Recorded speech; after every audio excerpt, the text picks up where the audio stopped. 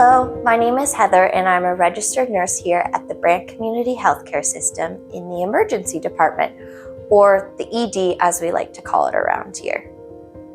We know you have questions as to why your ED wait is so long or what the team is actually doing while you wait.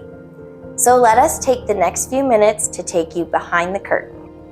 First, let's start with our triage team. This team is made up of nurses and registration clerks. Their job is to enter your information into our electronic database when you arrive at the ED and do an initial assessment of your symptoms, your vital signs like blood pressure and temperature, and determine the severity of your symptoms.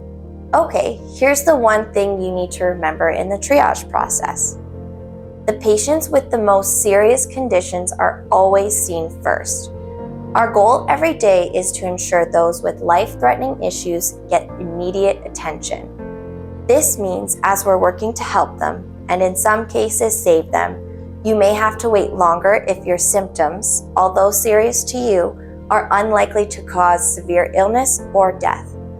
Just know our dedicated team is always working to treat every patient, and we will never forget that you're still waiting.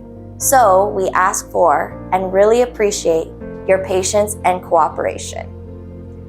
Just a friendly reminder, BCHS is a zero-tolerance facility, so please show respect for our staff, physicians, volunteers, and patients at all times. So now it's your turn to see a doctor.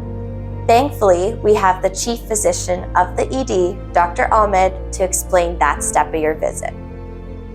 Thanks, Heather. When the doctor is available to assess you, they will be looking for some basic information to help them get to a diagnosis. Every patient is unique, which means there's no simple approach to getting to those final answers.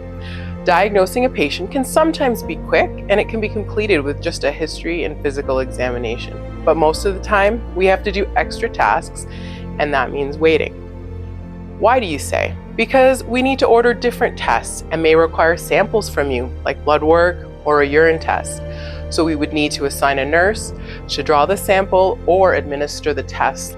Since nurses are caring for multiple patients, they work through their task list, ensuring each patient receives the care they need, and they have to prioritize the sickest patients. Once they do the tests or take the sample, then that has to go up to our lab for review. The lab receives hundreds of samples at once from the entire hospital.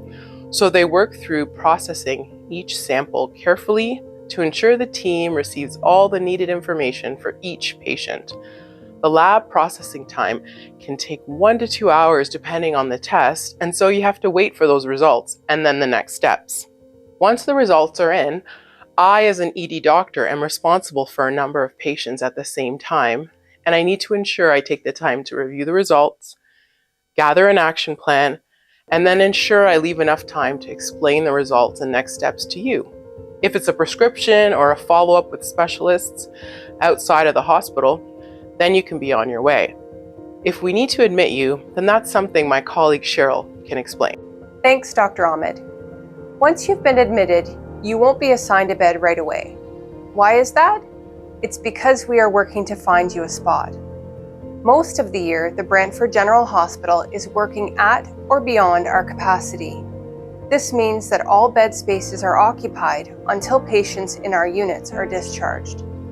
Our team assesses the situation on a regular basis throughout the day and will assign an open bed to an ED patient based on the level of care needed and the nature of the illness.